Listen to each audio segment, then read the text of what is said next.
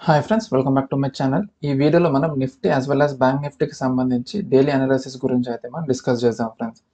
So మనం టాపిక్లోకి వెళ్ళేదానికంటే ముందు మీరు మన ఛానల్ని ఫస్ట్ టైం కనుక విజిట్ చేస్తున్నట్టయితే మన ఛానల్లో ఉన్న కంటెంట్ని చూడండి. కంటెంట్ కనుక మీకు నచ్చినట్టయితే మన ఛానల్ని సబ్స్క్రైబ్ చేయండి ఫ్రెండ్స్.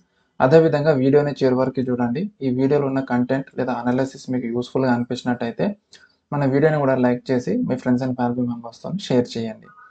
సో ఇప్పుడు మనం డైరెక్ట్గా చార్ట్స్లోకి అయితే మనం వెళ్ళిపోదాము. ఫస్ట్ మనం నిఫ్టీ 50 చార్ట్స్ గురించి అయితే మనం డిస్కస్ చేద్దాము.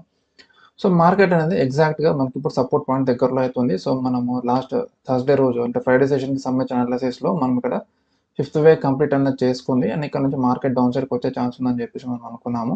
అండ్ ఒకవేళ మార్కెట్ అంటే డిప్స్లో బై చేసి మార్కెట్ ఒకవేళ అప్ సైడ్కి వెళ్తున్నట్టయితే అందులో ప్రాఫిట్స్ని బుక్ చేసుకోమని చెప్పేసి కూడా మనం అందులో డిస్కస్ అయితే చేసుకున్నాము. సో ఇక్కడ ఇంకా మనకి షార్ట్ పొజిషన్ తీసుకోవడానికి మనకి కన్ఫర్మేషన్ అయితే మనకు రాలేదు. ఈ ట్రెండ్ లైన్ బ్రేక్అవుట్ అనేది మనకి చాలా ఇంపార్టెంట్.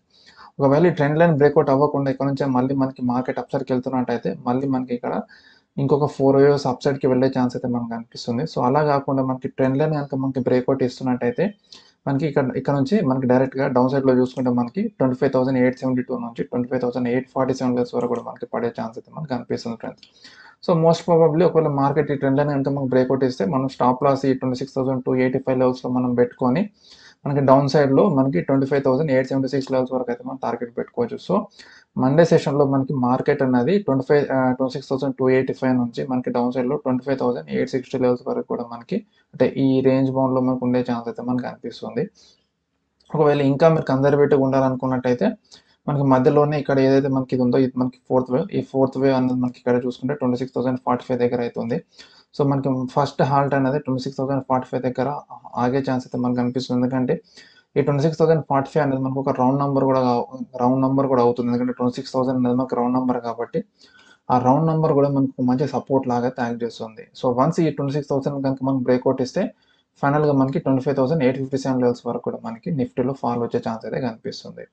సో అండ్ ఇది నేను చాలా లోవర్ టైం ఫ్రేమ్లో చెప్తున్నాను. సో మనం డైలీ అనాలిసిస్ కాబట్టి మనకి ప్రస్తుతానికి ఈ లెవెల్స్ అయితే మనకి సరిపోతుంది. సో ఇప్పుడు మనం బ్యాంక్ నిఫ్టీ గురించి మనం డిస్కస్ చేస్తున్నట్టయితే సేమ్ బ్యాంక్ నిఫ్టీ కూడా మనకి ఫిఫ్త్ వేవ్ అనేది కంప్లీట్ చేసుకొని మార్కెట్ డౌన్ సైడ్కి అయితే వస్తుంది. సో మనం లాస్ట్ ఫ్రైడే అనాలిసిస్లో ఈ లెవెల్ మనకు ఒక మంచి సపోర్ట్ లాగా యాక్ట్ చేస్తుంది. మనం ఇదే టార్గెట్ లెవెల్స్ అయితే మనం ఇచ్చాము. సో అనుకున్నట్టుగానే మార్కెట్ అదే లెవెల్స్ కంటే 53,800 లెవెల్స్కి అయితే మార్కెట్ అయితే మనకు వచ్చింది ఇక్కడ చూసుకుంటే. సో మండే సెషన్లో మనకి ఈ లెవెల్ కనుక మనకి బ్రేక్అవుట్ ఇస్తే మనకి డైరెక్ట్గా మనకి ఇక్కడ అప్రాక్సిమేట్లీ ఇక్కడ 53,100 అంటే 53,000 లెవెల్స్ వరకు కూడా మనకి వెళ్ళే ఛాన్స్ అయితే కనిపిస్తుంది. అండ్ బ్యాంక్ నిఫ్టీలో most probably time based correction వస్తుందని చెప్పేసి నేను ఎక్స్పెక్ట్ అయితే నేను చేస్తున్నాను instead of price based correction. ఎందుకంటే మనకి ఇక్కడ చూడండి ఇక్కడ థర్డ్ వేవ్ ఏతుందో మనకి థర్డ్ వేవ్లో మనకి చాలా ఎక్స్టెన్సివ్ ర్యాలీ అయితే మనకు వచ్చింది. సో ఇంత ఎక్స్టెన్సివ్ ర్యాలీ వచ్చినప్పుడు ఏంటంటే మనకి మోస్ట్లీ మనకి టైం బేస్డ్ కరెక్షన్ అయితే మనకు వస్తుంది.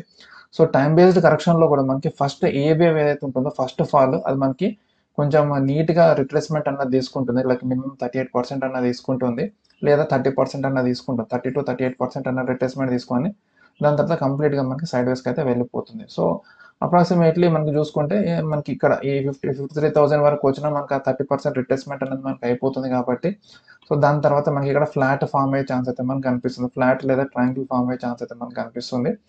లేదా ఇంకా కాంప్లికేటెడ్ అంటే లైక్ ఇంకా టైం ఎక్కువ మనకి నిఫ్టీలో ఇంకొంచెం ఎక్కువ కరెక్షన్ తీసుకుంటున్నట్టయితే మనకి ఇక్కడ ఒక కాంప్లెక్స్ కరెక్షన్ కూడా మనకి ఫామ్ అయ్యే ఛాన్స్ అయితే మనకి కనిపిస్తుంది. సో ఇది మనకి బ్యాంక్ నిఫ్టీకి సంబంధించిన analysis. So Nifty as well as bank నిఫ్టీకి సంబంధించి అనాలిసిస్ మీకు మీకు ట్రేడింగ్కి యూజ్ అవుతుందని చెప్పేసి నేను ఎక్స్పెక్ట్ అయితే చేస్తున్నాను. ఒకవేళ ఇన్ కేస్ మీకు ఏదైనా డౌట్ ఉన్నట్టయితే కింద కామెంట్ సెక్షన్లో కామెంట్ చేయండి.